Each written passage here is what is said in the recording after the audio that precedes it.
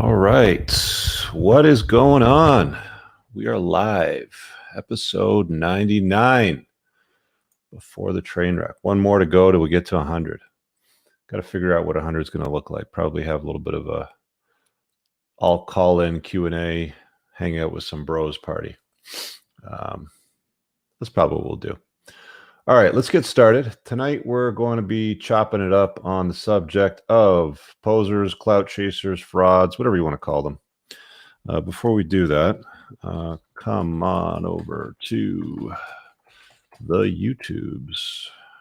I'm going to drop the link for the YouTube channel if you're watching this on Facebooks, Twitters, the other places out there. It just helps me out a ton if you just bring the eyes over to the YouTubes and hit the like button. We got a lot of people watching, not a lot of likes. Help me out. All right.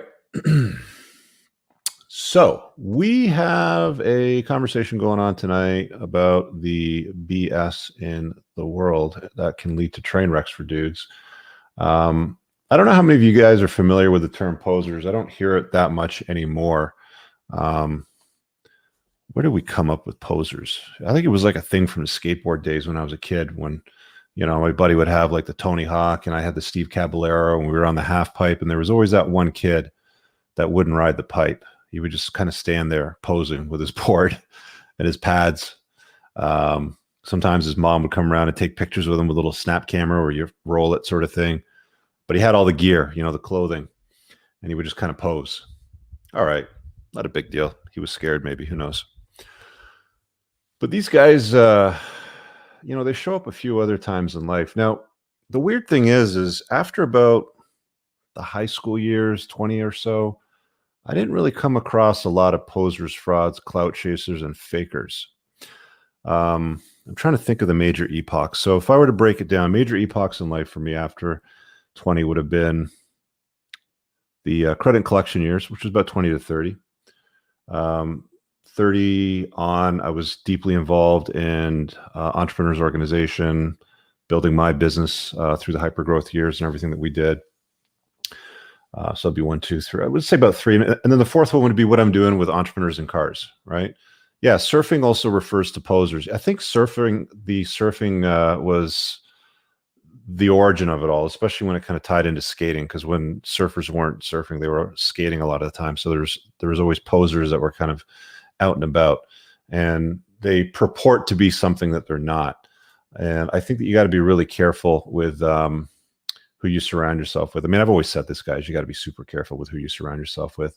Steve made a funny comment up here about the Varney guys. On the ski slopes, there'd always be these guys that wouldn't ski, but they had the full outfit on, the very expensive outfit and the Varney sunglasses and all that shit, but they couldn't ski for crap. You would never see them anyway. But yeah, that's what we're talking about. Now, I haven't seen these people in my 20s and my 30s. It's only when I started doing this YouTube channel stuff, and then it started to grow and it got bigger, and I was talking about, basically making my wounds my work, which is really how this whole thing pivoted. And then for some reason, I kind of tripped into this space. I wasn't looking for it. I wasn't trying to solve any kind of, like most guys that find places on YouTube, or even this thing they call the Mano Swamp. I'm going to call it the Mano Swamp because that's really what it is. It's a swamp. They go, they end up there because they're looking to solve their reproductive issues, more specifically because they're trying to get the girls. It's kind of an ongoing crack that Aaron Cleary and I have used. I even titled one of the chapters in my book, How to Get the Girls, to kind of ride off on that a little bit more, to build on it, if you're unfamiliar with the origin of it. But never happened in my 20s. I was in the credit and collection world for almost 10, 11 years, I think, and did really well, went up through the ranks awful quickly. We used to have this avatar that we used to use with guys that we used to call them telephone tough guys. So if you're not familiar, in the credit and collection worlds, people aren't that keen on getting, phone calls about paying their bills. And in some cases, they would be threatening, I'm going to come down there and rip off your head and crap down your throat and all this sort of stuff. And these telephone tough guys would run their mouths on the phone. Of course, they're in debt, so they're not masters of finances to begin with, but they would run their mouths on the phone, and every single time they would show up, politely, quietly hand over the money, the draft, posted checks, whatever it is that they were dropping off, and walk away. There's no conflict, no fight. It was all hot air. It was all talk. Posers, right? Okay, well, that's one time that I've seen it. I didn't see it once. My entire time I was, yeah, that's a good point. Conk says telephone tough guy is a precursor to keyboard warrior. Same sort of thing. I remember when forums started to become popular. There was one in the mid 2000s that I was using in the credit and collection world, and there was always these keyboard warriors. And we used to joke and say that all you need is an internet connection and a computer, and you too can be an expert on the topic too. Faceless, no idea who they are, made up avatar names, have no idea about their origin, what's behind it, and it's very difficult to assess them. Sometimes, a lot of them are, huge posers too. What do you got there, Omni? Thanks for, okay, so channel membership. Omni says, hey, Mr. Cooper, I paid the live chat fee because I truly want you to know that you're appreciated, both your words and experience. I'm listening and taking notes. Good, man. Thanks. Appreciate it. Listen, I get a lot of love from you guys, emails, DMs. I appreciate the support, whatever, super chats, all that kind of stuff. It's awesome. Thank you very much. I know the impact is there. There's no question in my mind. Don't worry about that. So moving on to the 30s, when I switched over to entrepreneurship. So I took a package and I went home. I talked a little bit about it in my book as well, but I took a package, went home at about 30. And what do? I set up my own business, kind of tied into what I had learned and where I saw an opportunity. It was like that whole luck, preparation, opportunity all kind of collides and meets at one spot, and something big came out of it. Okay, so now I've gone from $120,000 a year employee to writing my own paycheck. I'm going to say within the first year, things were great. Within 5 years, we were in hyper growth, right? Within about the 6th year, I think we were doing like $300,000 a month. So by that point, we meaning like the business itself and me had qualified to enter into Entrepreneurs Org. And if you don't know what that is, it's a global organization that helps facilitate the growth of entrepreneurs personally and in their business. And one of the really, really nice parts of that is you get to get involved into these groups called forums, where you meet privately with usually 7 to 10 guys. Sometimes there's a couple of gals in the forum, but it's mostly men.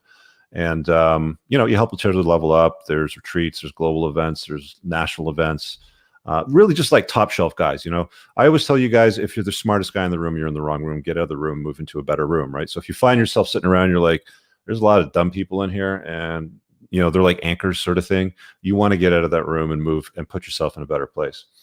If you're sitting around posers, you're definitely in the wrong room. So EO becomes a thing for me. I start doing the EOA stuff, which is basically mentoring startup entrepreneurs, which were somewhere between $250,000 a year plus up to about $1 million a year in sales. And then what we try to do is we get them up over $1 million to graduate them to EO, which is over $1 million in annual sales. So I'm around all these people, and a weird thing happened that I kind of reflected back on just now in the last week when I was kind of prepping for this, because every week I got to come up with a topic, right? It's kind of the thing with Before the Train Wreck. I'm like, okay, so what sort of stories can we talk about? What lessons can we share with guys and gals out there that don't want to make mistakes in their life, right? So there's not a single person that spend any of their time in that area. Like the telephone tough guys were gone. They were a thing of the past. After that, there was not a single person around me that was disparaging, was a poser, was a clout chaser, was a fraud. Not one, for years. These were guys that were, some of the guys in my forum personally, a guy that got wiped out in a hurricane because he was working in an accounting firm in the Cayman Islands, said, fuck it. And then he started to summit the 7 peaks on all 7 continents. So this is a guy that walked up 7 mountains, the tallest peaks in the world, comes back and then sets up a highly successful chain of daycare centers. Another guy that built I think it was the 2nd or 3rd, probably the 2nd biggest toy company in the world. or sorry, North America, because there was a lot of Asian suppliers that were tied in that too. So I forgot about that. But large nonprofit organizations, like in the top 3 in Canada, like these are all highly successful people, and they spent none of their time whatsoever being posers, disparaging others, trying to bring other people down, making up stuff about them. They were on their purpose, right? Like they were chasing excellence. They were doing something of importance and significance. So that leads me into the YouTube channel, which I started May 24th, 2014, right? So seems like not that long ago to me, but 2014 was quite a while ago. And the reason why I started up the channel, and it was called Entrepreneurs in Cars for those that don't know, is, well, I was a guy that was fond of hanging out with entrepreneurs because the EO slate for me was amazing. I had a great experience with that, but I needed to grow from that. And I also loved fast cars. So I decided, let's interview entrepreneurs in their fast cars, entrepreneurs in cars. Ran out of friends with cool cars very quick that were fast. Started talking about other stuff in business, how I use lawyers, how I use parties to hire people, like typical stuff, tips. And then it kind of lead into some other problems that I was dealing with. And I remember there was a message one time, somebody said in the comments, they go, you got to do a video on the kind of women to avoid dating. I like all your business tips, but I want to hear your advice on that. And it just so happened that I was dealing with the starting points of the symptoms, towards like PTSD and my own unplugging, right? And that's when I kind of like started talking to other guys, and somebody, said to me at this men's retreat, I was at Spokane, Washington, at Ben Griefeld's house, and this dude in the group, we're having breakfast and we're shooting the shit and we're just talking about life. And he's like, oh, you got to read this book by this guy, Rollo Tomasi, The Rational Male. And it's totally going to help you understand everything a lot better. I'm like, okay. So I download that, listen to that on the flight back, and boom, all of a sudden I hear and I learn about this thing called the manosphere. Just pouring myself a tea, just stand by, fellas. And then I figure, oh, wow, this is interesting. I can see how this could be useful. There's a lot of things here that help, un-F guys. So I started talking about that, and it got a lot of very positive feedback. Dudes were like, you know what it was? I can tell you exactly what it was. Everybody that I've talked to personally that knows me well, that's come into my inner circle, has said the reason why your channel grew was because you made your wounds your work. Okay. You obviously were sincere about what it is that you were stuck on, and you wanted to un-F yourself. And as part of the process, you shared those stories and experiences with other guys. And it was so authentic that it resonated, and to help others understand it too. That was the last few years of my life. And here I am still at it with a regular podcast series on YouTube. These are all, by the way, uploaded to podcasts as well. So if you want to listen to Before the Train Wreck on iTunes or Spotify or whatever, it's all there. My editor takes care of it. He's cutting up shorts out of it. He's putting it on clips channels and tightening up the content. And then all of a sudden you realize, holy shit, this place is a cesspool. There's a lot of dysfunctional dudes in this mano swamp. And they can be problematic. Let me grab some of these super chats here before I lose track of them here. R. Drizzle, thanks for sharing your wisdom. Appreciate your work. Thanks, Drizzle. Appreciate it. Omni, you are goal and mindset that I would love to someday. You are a goal and mindset that I would someday love to reach. Thanks, man. If you haven't read my book, get it. It's very, very simple to comprehend, and it's the mainstay of my mindset. I actually might do a follow-up to it because I've had such positive feedback, and all the reviews have been so great. So I probably need to do like a more advanced version, dive in deeper into certain rabbit holes to help build that mindset part. Conk, Rational Male was great for giving vocabulary and structure to a lot of concepts most men already felt in the back of their head. Exactly. Yeah. When I went through it, my experience, Corey, was just like, that makes sense. Like some guys get pissed off. Some guys get upset. They kind of spiral down this black hole, this black pill thing, and they get pissed off. For me, it was like, now I see the code in the Matrix. The scene in the Matrix where the code's kind of falling and shit. It's like, now I see it. Okay. Anyway, this mano swamp is a freaking disaster. I'm glad that I distanced myself from it a couple of years ago. I'm very, very careful with who I work with. And if I find out that somebody that I'm working with is tripping down the, how can I put this? tripping down into an area that I don't want to associate myself with, I distance myself. It's like arm's length immediately. I don't need shit. I don't need drama. I don't need bullcrap. Um, honestly, like people think that I come here and they're like, "Oh, you charge so much money for your coaching." It's like, dude, I was independent wealthy before I even showed up on YouTube. Okay. I mean, like some of the pointing and sputtering that's out there is just off the chart ridiculous. There's people that make up the most absurd stuff.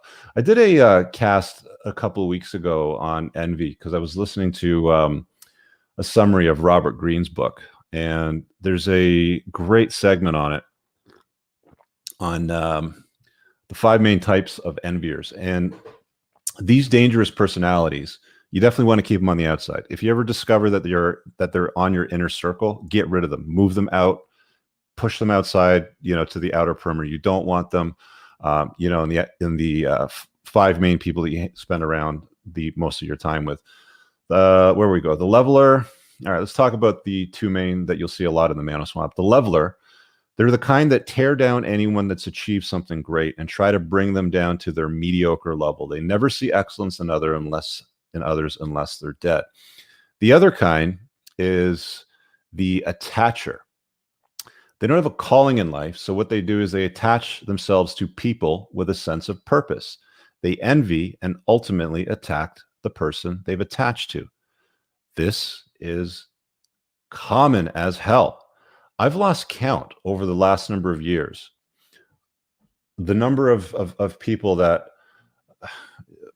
like clout chasing, like they'll use your good name and your brand, and then they'll go and throw it in their video, and then they'll crap all over you over something. And it's like, I look back to the 135 plus members that I met in the Toronto chapter of EO. Again, these are all men and women doing over $1 million a year in annual sales. Many of them are 8-figure businesses, not just 7-figure businesses. And not one of them ever, never, ever, the song, ever spent any of their time disparaging anybody else, their competitors, anybody in the same space. But here you come to this Mano Swamp, and it's like common. It's blatantly common across the board. And it's like, it seems like the strategy is there's guys coming to the space because, let's be honest, most of the guys that come here are looking for help. There's some women that come here as well. And they're more here, in my estimation, to be a fly on the wall, just to kind of like hear what guys are talking about to see what they can learn. But 95% of it is mostly men. And they're coming here looking for help. And then when they're going to look for answers, what they're getting some answers. There's some guys out there that do create useful content, but there's a lot of guys that are frauds. They'll talk about, this is how you live your best life. This is how you make better choices in life. This is what you need to do, right? And then you take a look at their life. Once you can get past the facade, the wall, you get past their life and you're like, really? This dude's married to a single mom? Really? This dude's married to an older chick who's fat? Really? And it's like, you keep going down the list. It's like, really? Like, another one I came across recently is there's like dudes in this pickup artist space, and they'll hire prostitutes to get their students laid. Factual. I'm not the hit piece guy. I'm here talking to you about the pandemic that is going on with the poser crowd, because it's something like I've never seen in my entire life, guys, anywhere else. And it, like, you'd think at some point they just grow up and say, okay, I'm going to take ownership for my life. I'm here to, help these guys out, and I'm going to be useful to them, and I'm going to deliver value, and I'm going to provide answers. But instead, what they're doing is they're behaving like children. They're actually behaving worse than children. They're behaving like little girls in high school, like spats and feuds, and they make up like stories. A lot of the time, it sounds like, who were those 2 cartoon characters back in the day from MTV? Those 2 idiots.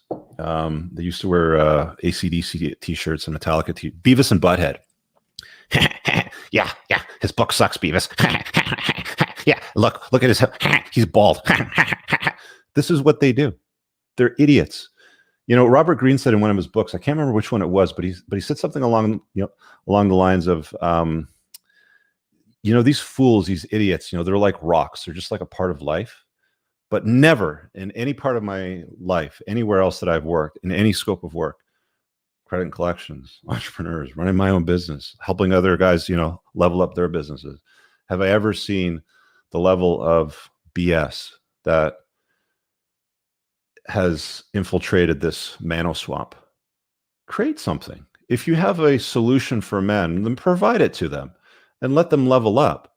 But the amount of effort and energy that's spent out there trying to shit on other guys, made up stories so you can become better, you're like the leveler. Remember the 5 types of enviers? Number 1 is the leveler. They tear down anyone that has achieved anything of greatness, and they try to bring them down to the mediocre level. That's what's out there. And some of you guys watching my channel right now, watching me right now, watch some of that bullshit. And some of you guys send me messages or DMs or emails and are like, hey, look, this guy wrote, did a video about you or something. You have to respond. No, I don't. I really don't. It's like we used to have this room on the 3rd floor of my high school. It was called room 313, and you'd walk by it and they'd have on the chalkboard something like how to make toast today. And these were obviously not the gifted children in the school. These were the challenged children. I don't know what they call them today in school, but that's what they were. It's like walking in that room and beating up on those kids, right? Like, I feel like that's what it's like dealing with some of these Beavis and Butthead characters, right? If you have something useful, build it. If you have something to offer people, do it, create some value. But hate always, always comes from beneath. It never comes from somebody doing better than you. It always comes from somebody that's nowhere even close to you. And what they try to do is they try to use your good name and brand, and they attach their shitty name to it to try to get some clout. It's called clout chasing, but it doesn't work. The smart guys that are seeing it are basically looking at it, and they either see it as entertainment, which I'll be honest with you guys, it's dumb. Don't waste your time. You're essentially behaving like a woman sitting there, drinking her box wine, watching The Bachelor or The Bachelorette. That's the male equivalent of it. It's basically drama bullshit. And then there's the other guys that are looking at it going, okay, I was on the fence, but this guy's clearly an idiot. A lot of these fools will actually become some of the best marketers for you because they're so inept and they constantly talk about you. They're actually selling your value above and ahead of theirs. And anybody that trips across their shit, they're basically an unpaid marketing force. So it's an interesting dynamic. But at the end of the day, posers are people that you don't want to associate with. Don't name them. You don't hang around with them. Let them talk about you. Let them talk their shit. People throw rocks at you all the time, right? It's part of life. They're going to throw rocks at you. You don't throw them back. Collect your stones. You know how they build empires, castles, stuff like that. They build them with stones, right? Use them to build your empire. That's what you use them for. You don't throw them back at these nerds. Let's see what we got here. Deadpool. Listen to your audiobook 45 times, trying to absorb and apply the info. Just wanted to say thanks, man. Yeah, man. You know what? I just started listening to my own audiobook the other day, and I've gotten through half of it. There's a couple of engineering errors that I have to get my audio engineer to fix. But overall, I'll be honest, I'm very pleased with the final outcome, and the feedback's been great. So I'm glad you got some value out of it. I was hesitant about putting out the book because I don't feel like I'm an author, and I know the final product isn't as polished as what 48 Laws of Power would look like. For example, it's nowhere even close to that. It's in my estimation, crap as far as the finished product. But I know the content speaks for itself. Maybe if I do the second follow-up to it, I'll spend a little more time and money on the final product. But I like that I can put out something myself, self-publish it. See, that's the beauty about the world today is the gatekeepers are gone. Okay. At one point in time, you had to have the permission of probably a big boardroom table of people if you wanted to publish a book. You had to have the permission of a big boardroom of table of people that were the gatekeepers to upload videos. And now I can just press the same upload button that PewDiePie presses, right? It's the same button. Unfortunately, there's no barrier to enter for some of the spurgs out there. I don't know if you guys have ever heard of this term spurg. So this is a new term for me. Ryan and Carl from Black Label Logic use it a lot. And I didn't really realize what it was for the longest time. Spurging out is basically what they condense the term on for guys that are on the spectrum and they don't know how to deal with new information in certain situations. So they have a spurg out session, basically, is what it is. And I think there's a lot of guys that end up in this mano swamp that are essentially somewhere on the spectrum and they don't know how to deal with it. They don't know how to deal with, people on a communicative, productive level. So they kind of go all over the place. They flop around. Some of them hide behind avatars. They're afraid to show their face. Some of them get exposed eventually. It's funny because I'm the only guy that walked in here with my real name. Hey guys, here I am, Rich Cooper. Nothing to hide. I mean, and then I look at the track records of some of these posers. They've got criminal records. They're fighting extradition charges, so they run away to places where they can't be extradited. They've been charged with rape. They've been multiple convictions, one after the other. I've never even seen the back of a cop car. Okay, I mean, I drive fast shit like motorcycles and cars. I've been pulled over, obviously, for going too fast, but I've never even seen the back of a cop car.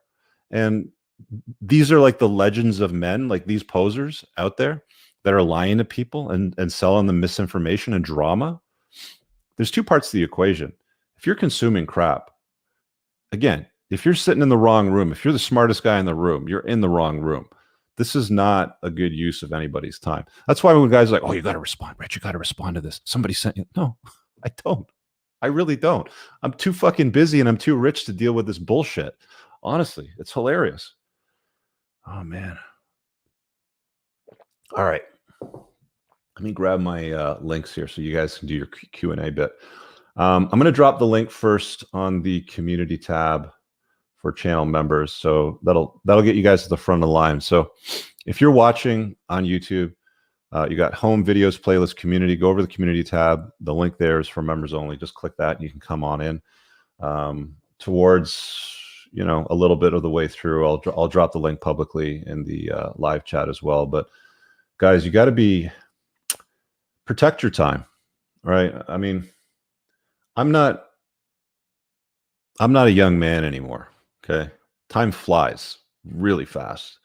It feels like it wasn't that long ago when I was up till 3 or 4 o'clock in the morning, popping wheelies, with my buddies on our sport bikes, having a great time, not even thinking about, the consequences of what we were doing. And it was probably something that I would never trade ever again. I would never go back in a time machine and say, Rich, don't do that. Don't hang out with these guys. Don't ride sport bikes. Don't stay up to 4 o'clock in the morning doing all that stuff. I don't think I'd ever have a conversation with myself and say that. But I think there's a lot of guys today that waste a lot of time either being posers or watching loser content from guys that offer no value. But it's like blood sports, You see those guys, well, it's not all those guys, but it's everybody. You get on a highway, like on a freeway, and there's an accident, even if it's on the side of the road, all the way off the road, and all the lanes are open, everyone's rubbernecking. Oh, look, somebody flipped their car. Let's slow down and look down to 10 kilometers an hour to see what's going on. It's blood sports, right? Be better than that. I was the guy on the motorcycle that would split the lanes and get by all those losers and get to where I was going. Be purposeful. I have to make so much. What did Aaron Dell said? I make too much money to care what the criteria have to say. Yeah, what the critics have to say. Yeah. It's true. It's true. Watch those posers. Let me grab the link here for you guys. Again, if you're a channel member, go over to the community tab. It's at the top. If you got a question, I'll grab the link and also get a pair to drop in the chat. How do you filter for posers? Ugly D says. You just stay away from them. I'll break it down for you again. You have an inner circle. The 5 most important people that you spend the most time with. You spend time with 5 dumb, broke losers, you will be the 6th. You spend time with 5 fat bastards that are living in unhealthy bodies and diabetic, and they're just in bad shape. You're going to be the 6th. I guarantee it. how you filter for anything, losers, posers, MVP, like envious people, all those people, is you just ignore them. You don't invite them anywhere near your inner circle. They are kept at arm's length. They are kept at the outermost perimeter that you can allow them in. For example, I'm on a platform that allows me to upload videos. It's the same platform that any moron can upload videos to. Let them do what they want. Let them talk about what they want. You just don't get involved. You have to respond. No, you don't have to respond. Let them be losers. Most of these people out there that are shilling their ideas and their stupid courses and their do this, do that, and you're going to get the girl and she's going to sleep with you and all that sort of stuff. I've always been, since day one, chase excellence, not women. My message has not changed. It is the most important component for men to understand to get a good result out of life, to have a good experience in life. All right. Let me drop that link and ask a question. Oh, fuck. Typo. Anyway, you get the idea. Let's see what's going on here in the chat. Smash that like button, guys. Get those likes up. Almost 800 people watching, 263 likes. Come on. All right. So you guys can hit that StreamYard link and hop on, bring your questions, bring your topic, whatever you're stuck on. I get a lot of you guys emailing me and DMing me throughout the week. Here's my problem. Help me out. Da, da, da, da, da, da, da, da, da. There's two ways that you guys can get coaching from me. One is you book one-on-one coaching, which is a paid product. My links are all there. Yes, I'm not cheap, but that's who I work with. I've chosen to, if I am taking time out of my regular week to have conversations with guys to price myself at that point, and I'm busy enough that that's where I keep the price point. That's where I'm at. If that doesn't work for you, you can come on before the train wreck, 8 o'clock Eastern Standard Time, 8 p.m. Eastern Standard. I always have a call-in segment, okay? So you can ask whatever question you want. All right. When you guys come into the waiting area, if you've clicked the link and you have a question or a comment to drop, there's a private chat bubble off to the right. Just in that private chat, let me know what it is you want to talk to me about so I can help sort through what it is you want to chat about. All right. Like some of you guys are asking here in the chat, like, how do you filter for, the reals versus the frauds or the posers? It's tough, but it's not impossible. Start by Googling their name, okay, or their brand or whatever, and then put reviews, complaint, scam after it on Google. See if they have a criminal record. That's something else to look at.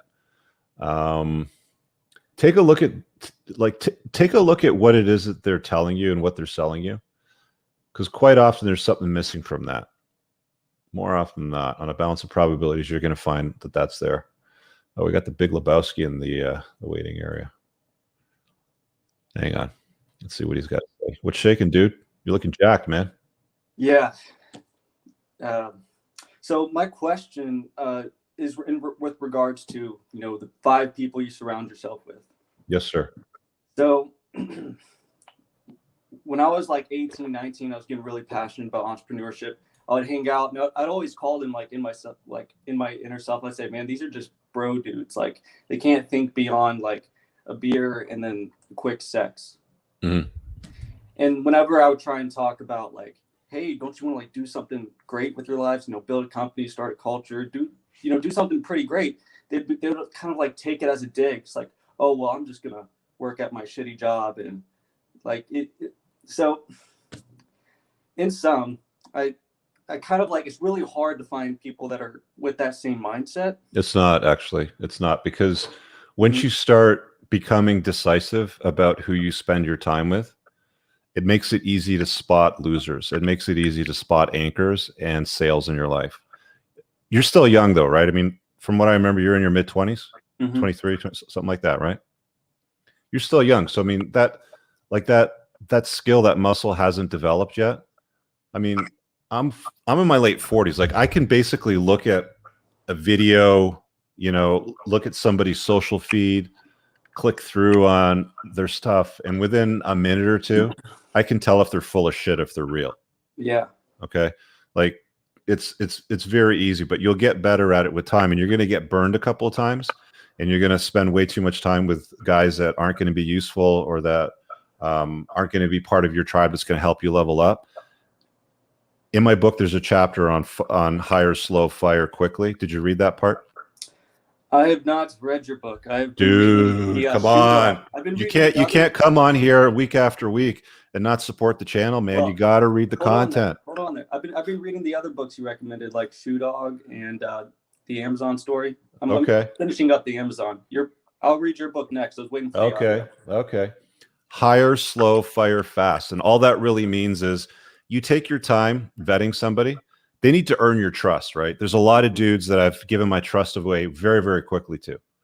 Oh yeah, this guy seems like a good guy. His intentions are good, especially in the Mano Swamp. Right? Oh yeah, this guy's a good guy. His intentions seem good. Boy, was I wrong more than once. So like vet them slowly, right? They want to bring you in. They want to bring you in tight. They want to use your good name. They want to use something. Like people want shit from you. When people want shit from you very quickly, you have to ask yourself why, right? Because really, really successful guys that are serious and have positive intent on doing good for themselves and the world lead with that, right? They lead with something to give, right? So one of the things that I get a lot of is people will like message me and they'll be like, hey, can you mentor me? Or, can I buy you dinner or a coffee and pick your brain sort of thing? It's like right away they're leading with gimme, gimme, gimme, gimme, gimme, gimme, right? But if I'm the one doing that, like to someone that I find interesting, it's like, hey, I would like to buy you dinner. So how you do things. Okay, so what you lead with is so I did this back when I was focused on entrepreneurs in cars and interviewing guys and doing stuff like car reviews. And I found some of I basically isolated the top 3 YouTube channels that had the biggest audience with the most views, with the guys that I like the most. Mm-hmm. And I took a look at their channel. I took a look at their website. I took a look at their social feed. And there was things that I spotted that were sitting in their blind spots that needed to get fixed. Maybe a link was broken. Maybe there was a better way for them to offer something. And then I messaged the guy and I said, hey, man, I know you get a lot of messages. Big fan of your work. I see these 2 or 3, potential problems. Here's the solutions to them, with the links. Also, I'd love to, collab with you at some point in the future. I got a response from everybody because I led with, here's me helping you. Would that be do you think that would be a strong method? Like I'm doing my own entrepreneurship thing. I'm learning code so I can code my own application. So let's say it's there and I'm like, okay, I have it. What now? I would imagine using that sort of method would be a decent way to help them and then possibly maybe get something in return, maybe publicity in some sort of fashion. I'm not sure what you mean by the coding stuff because I'm not I'm terrible with that sort of stuff. I'm creating a business that's an application that serves the financial markets. Okay. And what's your ask around that? And I would imagine, would I use that method to, like, let's say, look for broken links at an influencer and then say, okay, if that's the best angle that that you can find, to work with them, then use that. Like Tim Ferriss in the 4-Hour Workweek talks about how he got involved, with Silicon Valley, and he was basically working at a nonprofit, donating his time for free, living at his mom's minivan. Now he's one of the biggest names out there. I think he's got one of the biggest podcasts, definitely, in the top 3 or 5. Like he's up there with Joe Rogan and stuff like that. So you have to lead with giving something to somebody. Like there's just so many guys out there that lead with take, gimme, gimme, gimme. Like you owe me something. It's like, dude, I don't owe you shit. I don't know you. I don't owe you. Right. And that's one of the biggest lessons that guys haven't learned today. Because, as a function of society and the trophy, participation trophy generation, and we bubble wrap everybody and parents helicopter them and they can't do anything wrong. Like kids haven't learned, the necessitas of this virtue. So the best thing that you can do when it comes to this business project is stay away from the losers. Anybody that's an anchor, find, people that are sales. is your business throwing off money right now? Like, is it profitable? No, I am developing it right now.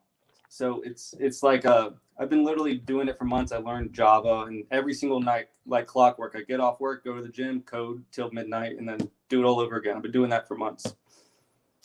So when you get to your first revenue events and you're starting to make profit, the first thing that you need to start to do once you've started to make money, people start to say, Lebowski, I like what you do. You offer value. Take my money, right?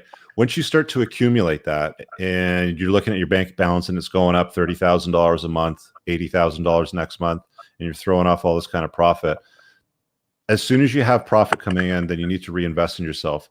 And you can buy yourself a seat in better rooms. So you sign up for conferences, you sign up for trade organizations, you look for mentors, and then you buy yourself a position or a seat in that room, or you buy yourself a place in that organization. Like the initiation fee for me to get into Entrepreneurs Org was something like $4,000. And then there's various fees, along the way. And, there is a conference, that you pay $8,000 to go to. There's a friend in the network that runs his own conference, and the ticket for that's $8,000. And you got your flight and your hotel. And all of a sudden, before you know it, maybe you're spending 30 grand a year on personal development. It's all a write-off. And you would say the point of doing that is to put yourself in a seat with other people that could possibly, Never forget, if you're the smartest guy in the room, you're in the wrong room. Sometimes you need to buy admission to better rooms. All right. Right. So if you have a business that qualifies for you becoming, like for you, like a guy like you should aim to get into EOA. Like EOA is Entrepreneurs Accelerator Organization. The minimum qualifier from what I remember last was $250,000 a year in annual sales. So as soon as you've got a business that does $250,000 in annual sales, you can sign up, and they give you a free mentor. There's of course cost of admission to get into it. It's probably like $2,500 or something like that. They give you a mentor, which you meet with on a monthly basis with usually 2 other guys. There's quarterly learning events with the big dogs. And then you start to network and you start to learn. Is it just Canada, or is it like national? No, it's worldwide, dude. Yeah, wow. It's worldwide. Like there's something like, I don't know, 30,000 members around the world or something like that. It's huge. It's massive. But yeah, that's really how it goes. Now, before you go, we have a question here. Did you ditch the girlfriend yet? Or, more specifically, did you have the threesome? Yeah. So it is the most difficult thing for me anyways, because like it's really difficult to get it to be her idea. That's how kind of like, well, it's not her idea, it's your idea. Yeah, it was pretty much my idea. And it's impossible to flip that narrative. Yeah. So there was like a perfect opportunity, like everything, didn't have blonde hair, black hair, smoke show still. And she was like hitting on me at the gym, and my girlfriend was just in the corner and just witnessing the entire thing. Mm-hmm. And she was like, well, her nose is too big, or well, she was wearing Lululemon, and I don't like girls in Lululemon. Like, so there's always going to be like a little. That's why I told you, dude, you have to let her sort through it and then narrow it down to a couple, and then you get to pick the one. Yeah, it's that part is I think she the idea of sharing is very hard to she's either down for it or she's not down for it. Don't force it on her. Yeah. Yeah. All right, cool. Update me once you got some growth going on, with the business and you got some traction. I want to hear a little bit more about how you're doing later on down the road. All right. Right on. Oh, all right. There's still a long road in terms of building the thing. You'd be surprised how quickly things start to move once you start getting some traction. The entire purpose of a business, like don't forget this. The fiduciary duty is to return a profit to the shareholder. Okay. But you always have to remember that while that is important, the value has to lead all of that. Because at the end of the day, the customer can fire the CEO. If enough customers get together, they can literally fire a CEO by choosing to spend their money somewhere else, by choosing to spend their money on a better product or a superior product. So what was the point? To like serve the customer, like customer's always right sort of deal? Make a profit. Make sure it's not a hobby, because a lot of dudes like create these businesses and they turned out being hobbies. Mm-hmm. You ever watch like Dragon's Den or Shark Tank? Yeah, I watched Shark Tank. Yeah, so you ever see those guys that show up and they're like, "I've been running this business for 7 years and it's still not turning a profit, and I need to get $250,000 out of Yeah, you." And take it behind the shed. yeah, and Kevin O'Leary says, "Fuck that. This is not a business. This is a hobby. Kill it." Right. Mm-hmm. So one, it has to make a profit, and two, value. Make sure the value is big, right? Because that's where the hyper growth comes from. Big value. Big value equals big hyper growth. Got it. All right. All right, man. See you soon. Yeah. Okay, peace. Oh, hang on. Sorry. Whoever that was that I pulled in by accident, I clicked the add and then the remove too quickly. So I think it was no, whatever that was. Yeah, but come on back. Okay, so let me drop the join link again. Join in and ask a question. Boom. All right, I'll get to you guys in the waiting area in a second. Let me just catch up on these super chats real quick. Chitin Biker, welcome. CB says, found you online, got the book implemented in my life, and now my wife is in my frame and a plate when I want 40% pay rise, and passive income helps me focus my goals. Love from Australia. Okay, you're welcome. Paul, Apex Mindset. Coincidence, I just talked about Inner Circle today in my channel. Great topic, and everyone needs to listen to your advice on this. Thanks, brother. Conk has something here. Let's see. Regarding the girlfriend threesome scenario, sales tactic isn't just for objectives. You can sell an idea, use that mindset. I would disagree with that. She has to have a predisposition to digging chicks. She may have one that she's not aware of. You can lean into that a little bit more. But like I said when I talked to him last time, let her do the work. Let her source, and then if she narrows it down to 2 or 3, then he then selects the one that he wants to bring into that menage. Coincidence. Got another super here from Mio Kanasaki. I don't know what that is. I'm totally butchering it. Anyway, started to read your book. Love it. Been watching your content. It's epic. Richard is King Leonidas, and the posers are invading Persians. They're out there. They got nothing better to do with their time. Keep them focused. Don't let your emotions get in the way. All right, Seamus, I'm going to pull you on here. What's shaking, brother? How's it going, man? Yeah, doing good. What can I do for you today? I didn't actually think I get pulled in, so I'm gonna stand up and walk around a little bit. Come on, a little man. scraggly right now. Just finished moving. About a month ago, moved out. The at the time fiance kind of crossed some lines, and I've been watching y'all stuff for a long time, and I finally said, "Screw it, I'm out." Deuce. Hey, what did she do? What was the line that she crossed? As soon as I finished moving my last box in, her attitude completely changed, shifted. Just constant nagging, constant honeydew, constant all these things. And I had been working 24-hour shifts on the ambulance, and between ambulance and clinicals and everything else, I had very little time, and what little time was left, she was wanting me to just do work around the house, which is fine. I like doing the work around the house, but it was the fact that I was getting overwhelmed. And honestly, the self-criticism part that I need to work on is managing my time better. Mm-hmm. So that's the question. It has very little to do with all the other stuff, because between you and Paul at Apex, I've got that under control really well. But time management specifically, when to say no, when to say yes, how to vet one opportunity that's going to work through and other things that are just shiny and distracting. What is your priority right now? Switching over from ambulance work to RN school so I can be a travel nurse.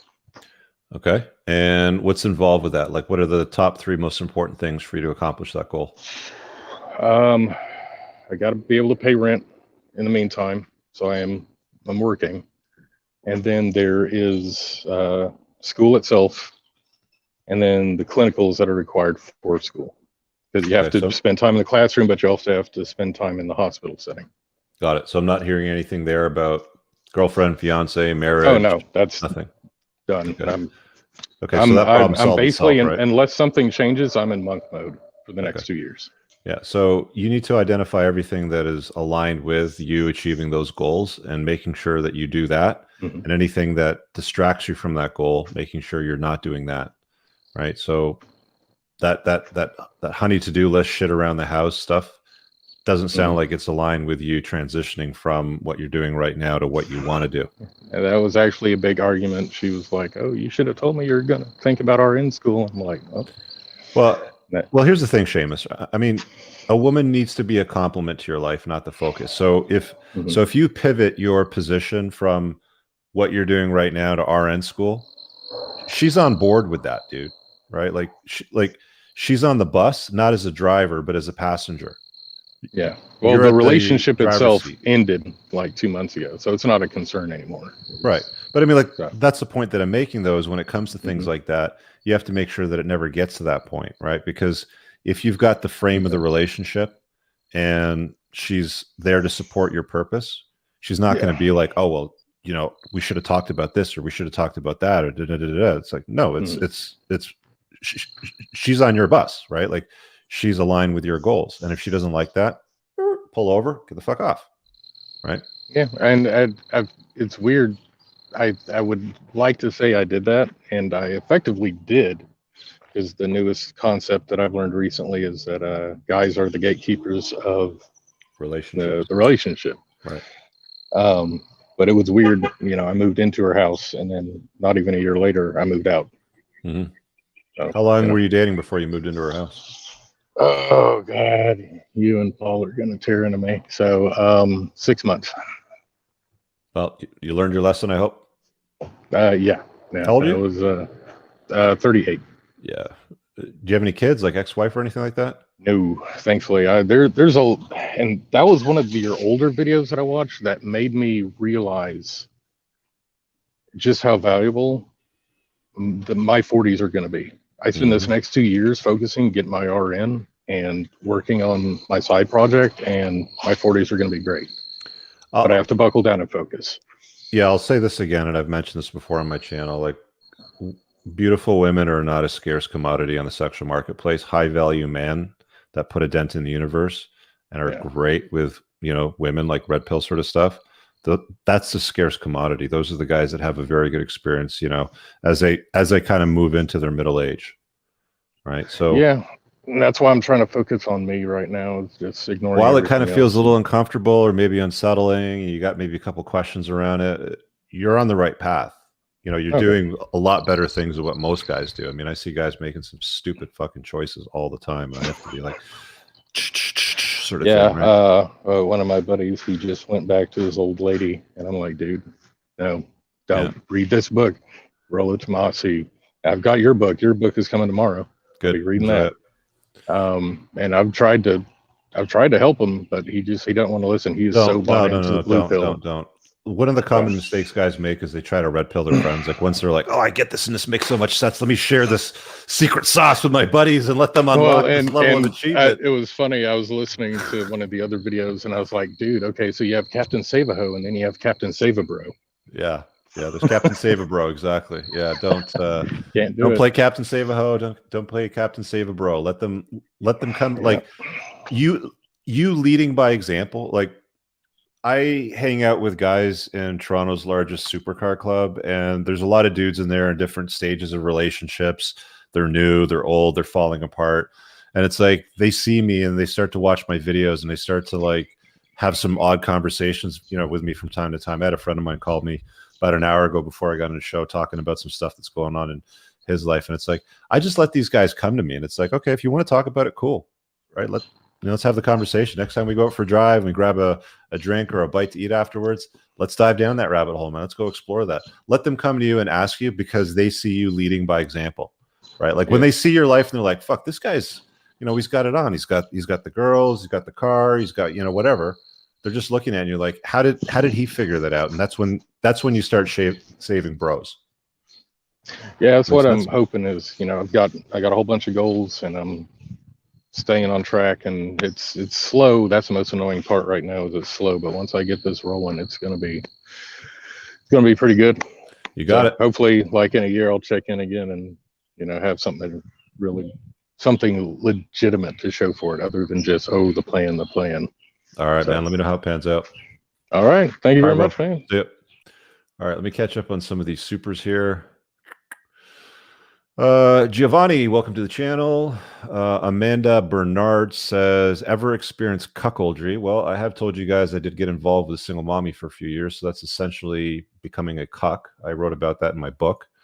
Lee Jones, just a $4.99 super chat. And what was that? Damn, Rich, you're seriously inspirational. Thank you, Anthony. All right, let's see what we got here in the private chat on the side. Hey, Rich, Harrison, where's Harrison? You have added immense value to my ask is, what are your thoughts on entering the entrepreneurial space and acquisition model? Have you heard of QLA? That's quantum leap stuff, isn't it?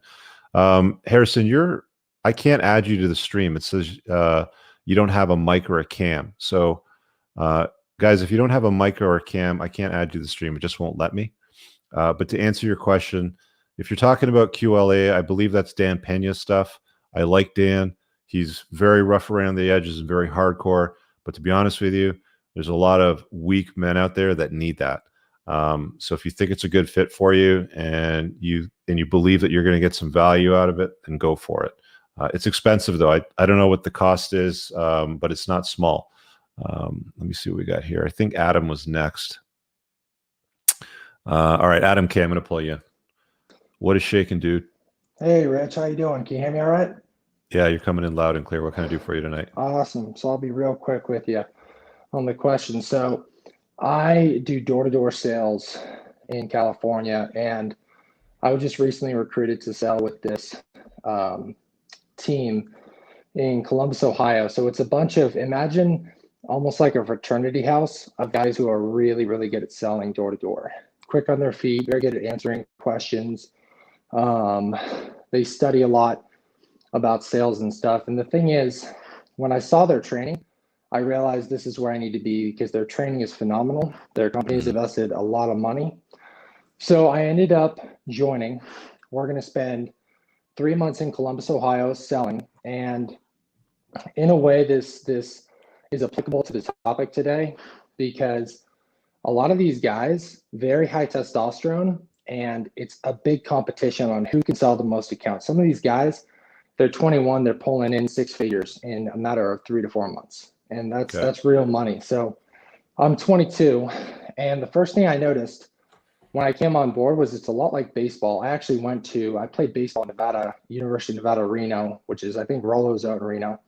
And I immediately started noticing these guys, they'll get under your skin. They like to find weaknesses. They'll be very nice up front. They'll be very friendly. Hey, man, we're all going to do a great job this summer. But I recently took I have an LTR. I told her we have to end things because I just don't want to go through the long distance for 3 or 4 months while I'm selling 10 hours a day, 6 days a week. But I took her to kind of a get together, and one of their guys, he locked my girl in the room. And this guy was trying to be my friend for the longest time, and I never really knew why. He locked her in the room, and he came downstairs. I ended up having to kick his ass. Thankfully, I take Muay Thai, and I haven't looked into Krav Maga, but I do Muay Thai and kickboxing at the local gym. And that happened. So I already had kind of an authority, but I can already tell there's little snakes, little guys who are starting to whisper, and I feel like these guys are going to try to find a way to get under my skin because I'm How long very have you good been at what I doing this do. door-to-door sales stuff? So when I was playing baseball, I was on a pretty good scholarship. I dropped out of college, picked up the first job I could find. Thankfully, it was sales. Sales found me because I'm very good at what I do. I did kiosk sales. Then I sold at a high-end gym for the Equinox. Then I got my real estate license and needed quick cash. So I started doing door-to-door and realized you can make 6 figures. How long have you been doing it? Total of, in door-to-door, about 9 months, in door-to-door specifically. Okay. And what do you want to be when you grow up? Like, once you've gotten there? My goal is to teach sales. And after this summer, I'm going to go and work for a very, very high-end real estate group here in San Diego. I don't want to knock doors for the rest of my life, but it's a good way to learn very quickly with the time frame you have on someone's doorstep. So, okay, so like I said, totally. What's the time frame that you're going to give to door-to-door sales? Like, when are you going to stop it? The goal would be no more than 2 summers. Because like I said, these guys are making 6 figures and then they take off the rest of the year traveling and partying. My goal is to come back and work for this real estate tycoon learn the business, and then go real estate full time. So I would like to sell no more than 2 summers in terms of sales before I go full time into real estate. Okay, so I'm assuming like you're ambitious and you want to make some serious bank, and there's probably less than five ways where you can make serious money in your life, and one of the ways is high ticket sales, right? And high ticket sales does not involve door-to-door sales. If you're in real estate, it's high price point real estate, like, you know, multi-million-dollar properties, ideally like $5 million plus. So if you're in California in a high-end real estate market, you can find that there. You know, you can move to luxury vehicles, you can move to yachts, you can move to planes. Like, all of these things do really well. The funny thing, you know, that starts to happen once you start moving into these luxury sales items is you start to see more and more hot women in that space than men, because because the people with the money buying this shit are usually older guys, and boobs and butt with a chick is going to sell better than, you know, sausages, right? So just understand that sales is really important, and I think it's a good skill to learn. But I wouldn't spend two summers at this door-to-door stuff. You can probably learn everything that you need to this summer, and then move on to some pastures that are going to lead towards that level that you're looking to get to. Right. I see what you're saying. Yeah, Elliot says, join the Jehovah's Witnesses for apprenticeship. You know, what's funny is a lot of the guys who I work with, they started selling Christianity and now they do door to door. But like I said, these guys, they're making a lot of money, and I'm just trying to find, how do I separate from the pack and not let these guys drag me down? Because I spent my entire life playing baseball, trying to make the major leagues. And in that frame, I learned so much about who to stay away from. I feel like I have pretty good intuition. So I'm trying to figure out how so again, I separate. the 5 types of enviers, and there's a cast that I did about a month ago on Before the Train Wreck. I think it's 2 before. The title is Envy. The leveler, and they tear down anyone that's achieved something great. They try to bring them down to the mediocre level. Number 2 is the self-entitled slacker. They feel like the world owes them attention, praise, even though they lack the discipline to do the work. Number 3 is a status friend. They always measure people via social status. They envy those of higher status and envy those who enjoy certain privileges. Number 4 is the attacher. They don't have a calling in life, so they attach themselves to people and brands and you know, others that have a sense of purpose. They envy and ultimately attack the person they've attached to. That's what you see a lot in the Mano Swamp. You see a lot of these attachers that try to like leech onto your good name and brand and drag you down to the shit with them.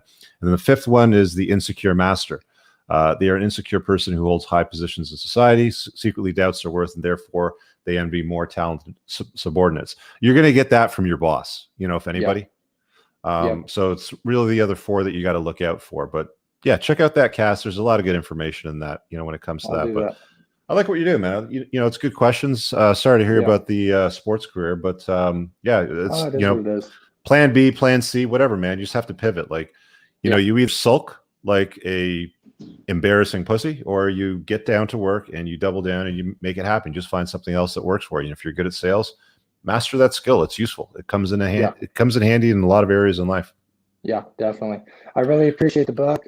Phenomenal reads. I'll keep in contact. I'm looking forward to joining the men's community, and yeah, I'll keep in contact. You got it, man. See you, Adam. Thanks. All right. Let's see if there's anything I got to catch up on here.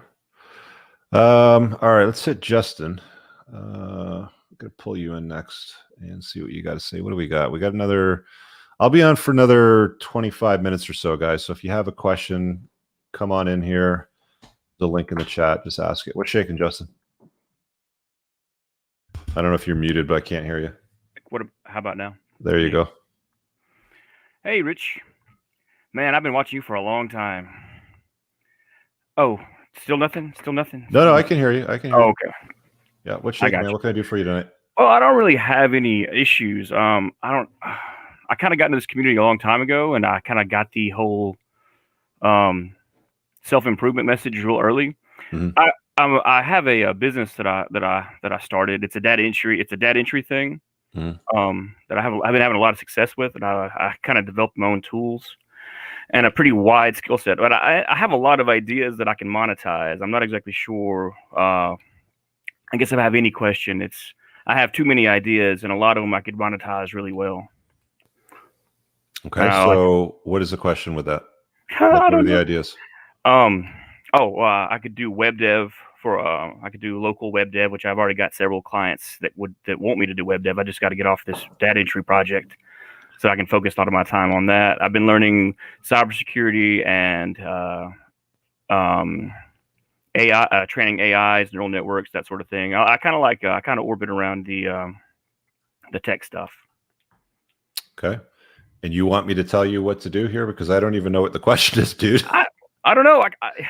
I kind of just wanted to get on and have, I don't know, have a word, I guess. This is kind of weird. I'm a little intimidated by seeing my own face on the screen, so I apologize. All right. Well, look, man, if you're not ready to, dive into something, then that's cool. I'll just pull you out and, put somebody back in. But I've had a lot of ideas on your other ones. I just never actually made it on screen before. Okay. But anyway, I used to be part of your community a while back. I just kind of dropped off Facebook. It was wasting too much of my time, and I just kind of got off of it. But fair enough. I would like to come in again when I have a more idea, and you're someone I would like to get get in. Okay, gotcha. Get involved in a little bit, I guess. All right. But it's good talking to you, man. Thanks, Justin. We'll see you, man. All right, guys. When you're lining up to hop on the show, it's a live show, obviously.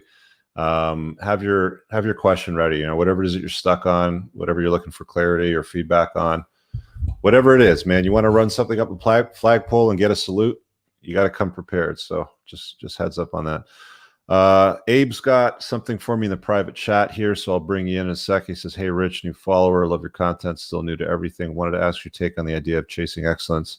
Not only do I agree it is important to chase excellence, but I also believe it is to determine the SMV starting point of any offspring you may personally have." Okay, so this guy's all right. All right, Abe, let's see what's going on, man. How you doing? Hold on. Can you hear me? Yeah, you're coming in loud and clear. So what's the question, man? What can I do for you? Well, basically, I'm new to the whole. I'm pretty much new to everything. I'm actually been looking into all your contact. Got your book ordered, so I'm looking forward to getting that. So my whole idea right now, pretty much, I was in the military, I was in the Marines, got out the Marine Corps, was working, making a lot of money, made a lot of mistakes in my 20s, and now I'm pretty much in muck mode. Just pretty much trying to chase excellence, trying to get back to how I was in my early 20s, and physically, mentally, financially. So as of right now, I'm kind of looking into not necessarily going into dating or anything like that, but also looking into trying to figure out exactly what position do I want to place myself moving forward in life, but also understanding the decisions that I make, how it could possibly affect, or, basically I want to prevent any struggles that I have for any type of future kids or Okay. Got it. Okay, so you want to plot the map with the landmines then. So how old are you? Right now, I'm 30 years old. You're 30. Okay, and what's the plan? Like what does a 35-year-old Abe look like? Like, what's the ideal version of that look like? The 35-year-old Abe, I understand what my potential is. I'm trying to get back to six figures. I was making around $50,000 to $60,000 a month when I was 27. Made some wrong decisions when working with some partners when I was 28. Everything just went downhill. I'm pretty much a real estate investor. So now I moved out of Southern California from San Diego. Now I'm in Salt Lake City, Utah, and trying to get my brand back up now. So right now I'm pretty much just went into full monk mode, just focusing on this new branch of starting my whole business here in the Salt Lake City area. The 35-year-old Abe pretty much looks like an individual that has something to show for. I definitely want to be able to, own multiple homes, be in a position where I'm able to travel. Pretty much like you mentioned before, be my own boss. Okay, but like the problem with everything that you're saying here, though, is that you're what I would define as rudderless. Okay, like you have an idea, and the motor's running, but you haven't got a rudder that's directing the boat in a certain direction. Mm-hmm. You see what I'm saying? Gotcha. So you got to plot your course. Like, what did you do in the military?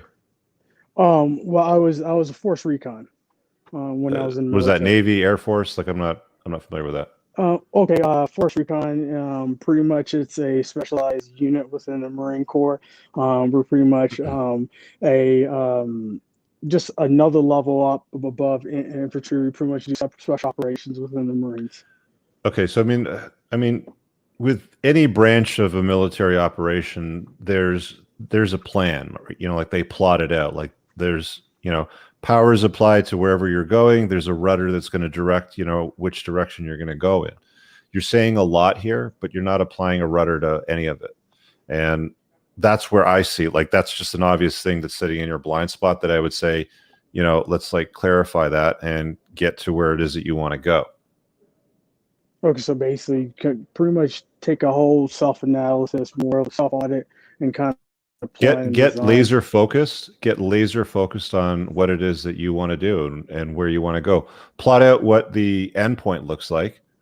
Like what most guys do is they just apply energy to something, and then they'll go and hit it, and then they'll paint a target around whatever they hit, and they'll just call that a bullseye, right? But that's not the efficient way to do it. You have to get clear on what it is that you want to do with your life, especially over the next 5 years. Paint a picture of what that looks like. Apply the power to the vessel, and then adjust your rudder or your sails so that you get going in the right direction. Like you say a lot of shit that sounds interesting, and it sounds like something might come out of that. But without direction, without a plotted course, you're not going to get to where you want to go. So basically, I know where I one need to go from A to B, but just the in between. The best way for me to describe it is to be like water. Okay, you don't have to worry about what A, B, C, D, E, F, G, all the way down to Z as like every single point is to get down to Z. But if you plot point A and then like the end point, water finds its way downhill. Like it's always going to find its way to the ocean. You see what I'm saying? Gotcha. It just creates the path that it needs to flow through to get down to where it wants to go. But you need to be clear on what the endpoint looks like, and then make sure every day that you're doing shit, it's aligned with the endpoint. And if you find yourself doing stuff that's not aligned with the endpoint, with the goal, you stop doing that stuff. You recalibrate. You adjust the sails. You adjust your rudder, whatever term it is that you're going to use, and then you get back on course so that you're getting closer to the target. Okay, I'm writing all this thing down, and this is definitely good information. I really appreciate all this advice.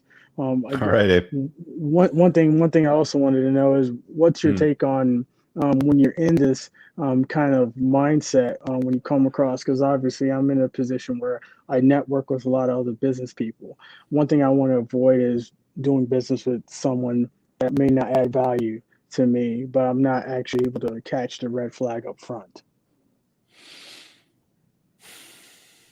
Again, here I'm gonna put this up because Conk just put something up. But Abe's getting stuck in intellectual masturbation, all thinking, no doing. You got to accept that you'll make mistakes, but you got to make moves and learn on the way. Just marinate on that, right? Because you ask a lot of questions looking for clarity and direction. Question for you: what does your dad say when you talk to him about stuff like this? My dad's he's pretty much stuck in a rut. He's a old school conservative, but he's very set in his ways. There's nothing that I can really ask him for advice that would actually push me forward. Okay. Start to study some of the greats out there, right? Because you're talking about greatness. Have you done any reading? Yes. I'm currently reading what is it called? By Marcus Aurelius, Meditations. Okay. And what were the other last 4 books that you read? Last 4 books I read was The Obstacle is the Way by John Holiday. Ryan Holiday, yeah. Ryan Holiday, yeah. And the other book that I read was Relentless. Okay. Tim S. Grover. And then I also read, what was the other book? Those are the ones I can remember clearly in my head right now. You need to develop your problem-solving skills, right? Because all you're talking about is a series of problems. I have this problem. How do I solve it? I have this problem. How do I solve it? But you want me to give you the cheat codes to the answer that you innately have the answer to within you because it's your life and you know it better than anybody else. If you start to study some great entrepreneurs, Because all that becoming a great entrepreneur entails is being really good at solving problems. Realistically, that's like the main thing that it all boils down to. I mean, there's many other components, but if you're good at solving problems, you can, generally speaking, be very good at running your own business. So read Losing My Virginity. It's Richard Branson's biography.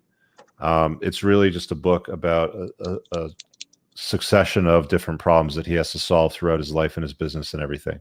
Nobody else is going to save you, dude. Gotcha. Right. So yeah, start toying around with some of that. Cool. 100%, and hopefully I'll get back to you and give you a status update. Okay, man. See ya.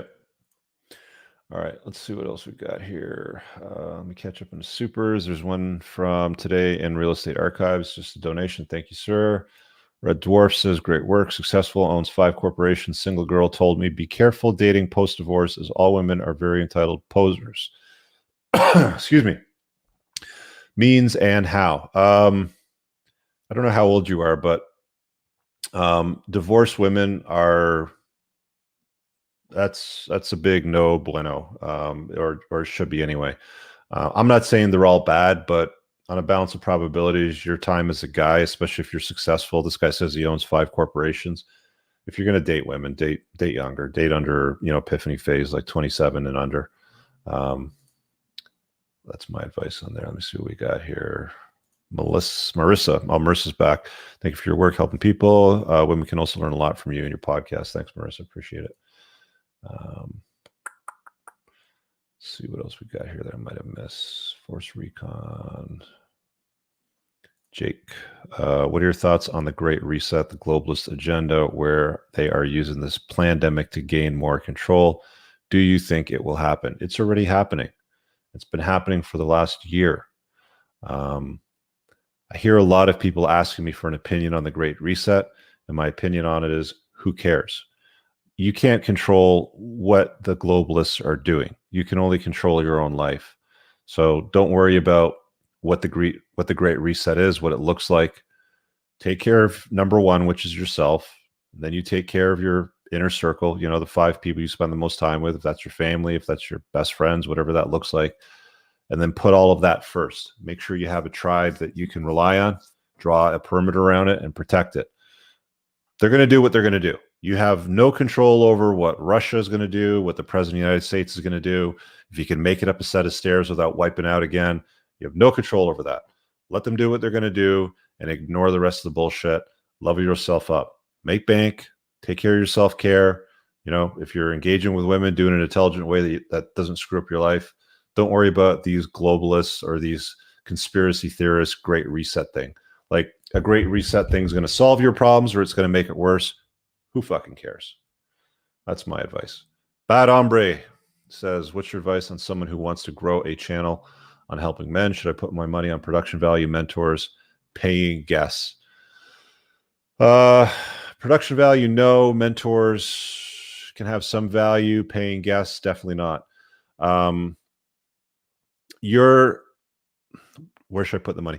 I would not worry about where to put the money. What I would worry about is putting out value, putting out the best possible content and solving problems.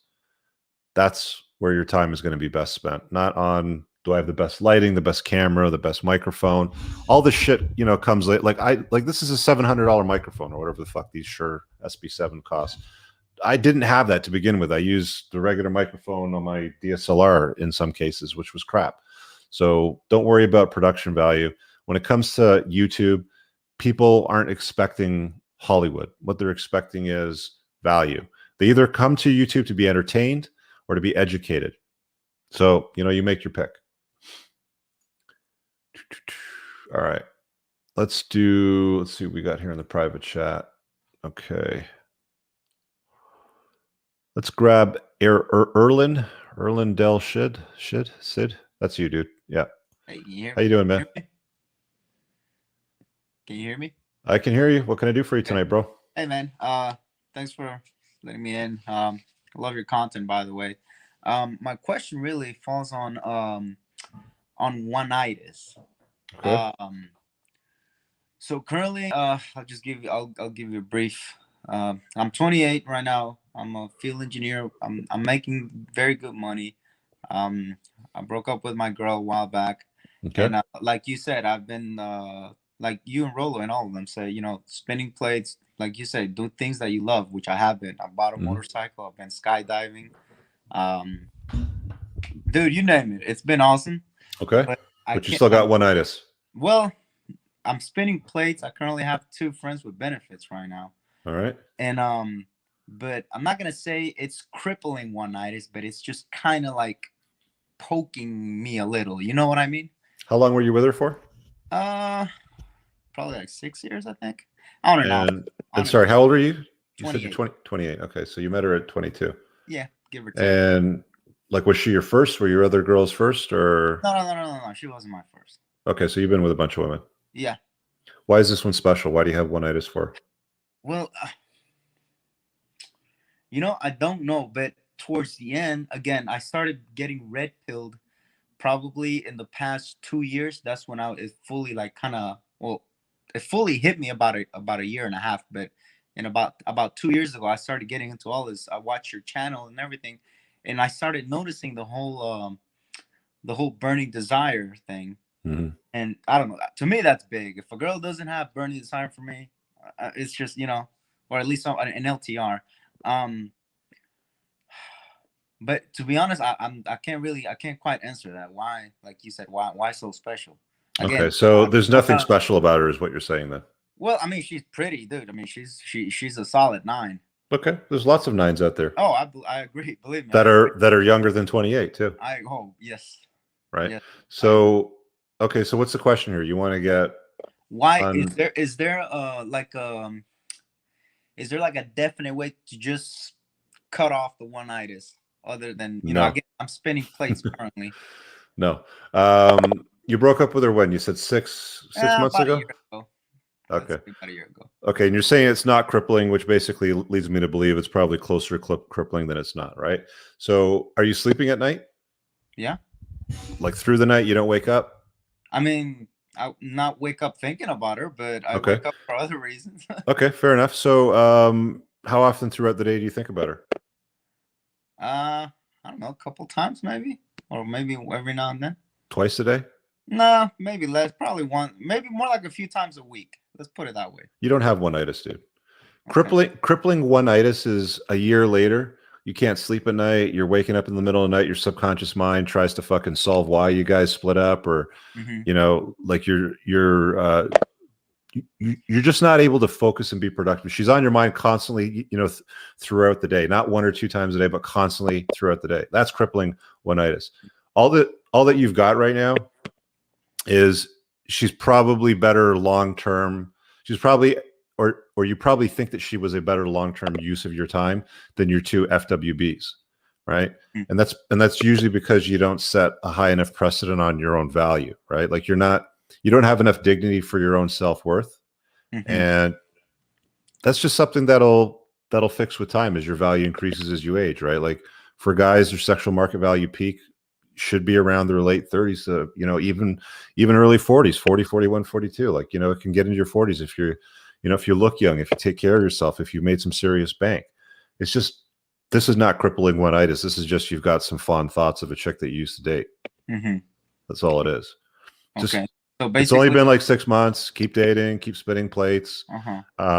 Friends with benefits are just like, they're just kind of an accessory to your schedule. You don't make them a priority. I mean, obviously you put them in an FWB category because they don't bring anything else to the table, right? So you keep them at arm's length. Yeah. Yeah.